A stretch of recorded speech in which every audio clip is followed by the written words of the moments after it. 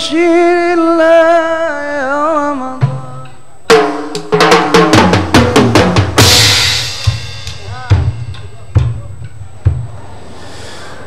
Alhamdulillahirabbil alamin wassalatu wassalamu ala sayyidil mursalin wa ala alihi wa sahbihi ajma'in. Kita lanjutkan saudara-saudariku di Masjid Raya Al-Muhajirin dan para pemirsa TV One dimanapun Anda berada.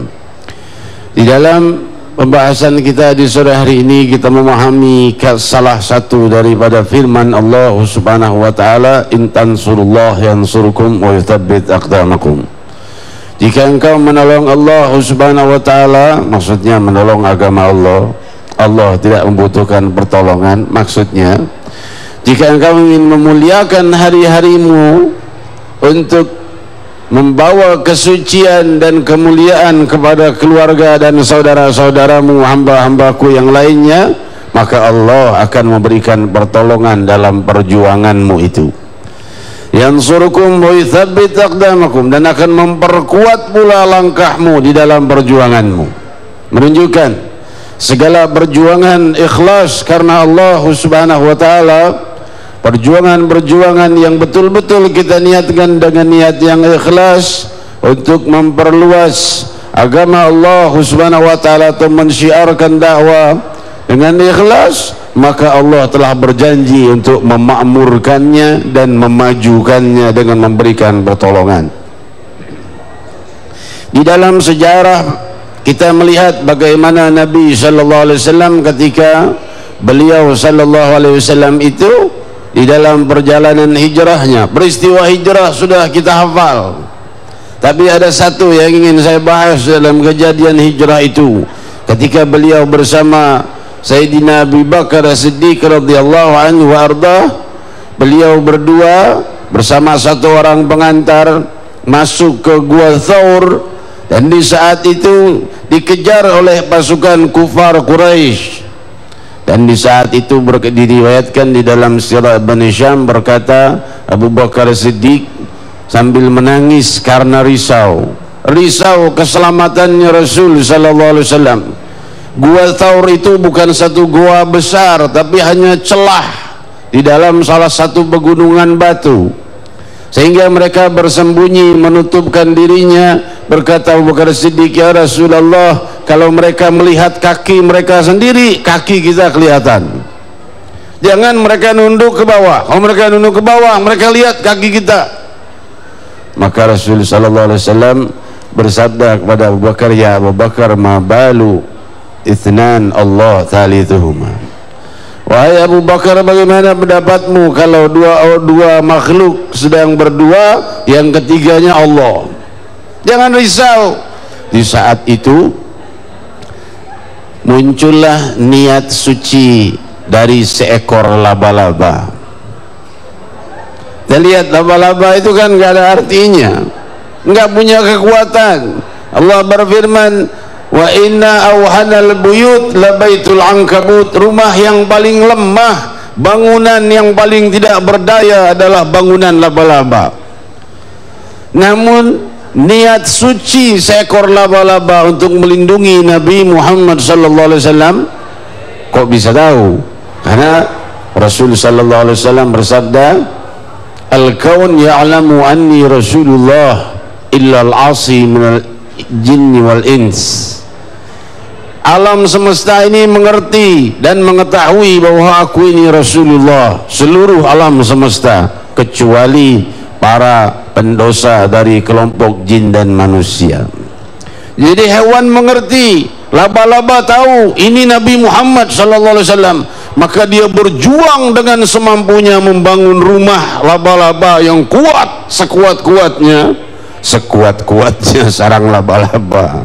Ya, tapi laba-laba berjuang dengan kemampuannya dengan melindungi Nabi dengan sarangnya. Padahal dia sangat lemah. Allah katakan inna awhanal buyut labaitul ankabut. Bangunan yang paling rapuh dan lemah itulah bangunannya laba-laba. Tapi justru sarang laba-laba itu dipilih oleh Allah mewakili seluruh kekuatan Allah Subhanahu wa taala. ada kilat bisa Allah kerahkan, ada para malaikat, ada Jibril, ada Mikail, ada Israfil, ada jutaan miliaran malaikat, ada gunung-gunung dan lainnya yang bisa Allah kerahkan untuk menjaga sang Nabi. Namun Allah pilih niat suci seekor laba-laba itu daripada seluruh alam semesta yang lain yang siap melindungi Muhammad sallallahu alaihi wasallam. Maka kita lihat sampai saat ini gara-gara seekor satu laba-laba itu semua laba-laba yang ada di dunia ini makruh dibunuh, kecuali laba-laba yang membahayakan manusia. Semua hewan kalau membahayakan manusia boleh dibunuh, tapi itu laba-laba yang suka ada di rumah-rumah, yang di pojok-pojok apa itu ya, itu makruh dibunuh. Boleh dibersihkan sarangnya, misalnya mengotori rumah dibersihkan sarangnya, tapi makruh dibunuh gara-gara satu diantaranya yang berbuat baik untuk menolong perjuangan Nabi Muhammad sallallahu alaihi wasallam. Di sini kita lihat bahwa Allah subhanahu wa ta'ala jika ingin memberikan pertolongan kepada seorang hambanya atas perjuangan hamba-hambanya, maka Allah subhanahu wa ta'ala bisa ambil yang paling tidak berdaya walaupun seekor laba-laba. Padahal laba-laba itu kalau seandainya kena angin kaki kudanya orang Quraisy saja sudah berantakan sarang laba-laba. Namun Allah subhanahu wa ta'ala justru memilih sarang laba-laba. Orang Quraisy lihat tuh sarang laba-laba, mana ada orangnya di sini? Nggak ada orangnya. Hadirin hadirat yang dimuliakan Allah, demikian rahasia kemuliaan yang ditunjukkan oleh Allah subhanahu wa ta'ala kepada kita dari niat yang suci seekor hewan yang tidak berdaya, lebih lagi niat suci kita jika kita ingin membenahi wilayah kita dan tempat kita. Kita akan lanjutkan sebentar lagi setelah break setelah ini. Subhanallah, luar biasa sekali. Seperti kita dengarkan tadi paparan yang cukup menarik dari Habib, bahwa ternyata Dialah Allah yang memiliki skenario yang luar biasa di luar pikiran kita, di luar kehendak kita. Pada saat kondisi yang tidak mungkin, dimana kalau kita perhatikan tadi, Nabi pasti tertangkap oleh orang-orang Quraisy, tapi ternyata Allah memberikan skenario dan memberikan ilham kepada laba-laba untuk menutup gua. Nah pemirsa, pertanyaan besar dalam diri kita secara jujur, apakah selama ini kita yakin dengan kemampuan Allah yang mengatur atau memberikan skenario di luar pikiran-pikiran kita? Tetaplah bersama kami dalam Tabligh Akbar.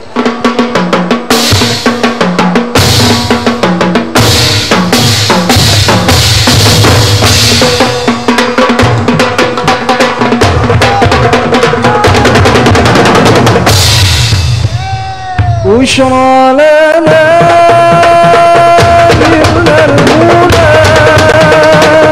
سلام لنا وأقبلنا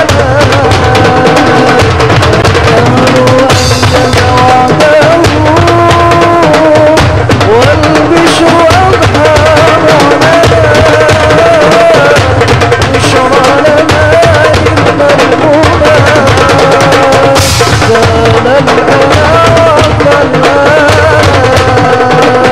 بشرى لنا من المنى زال الأنا وفلهانا بشرى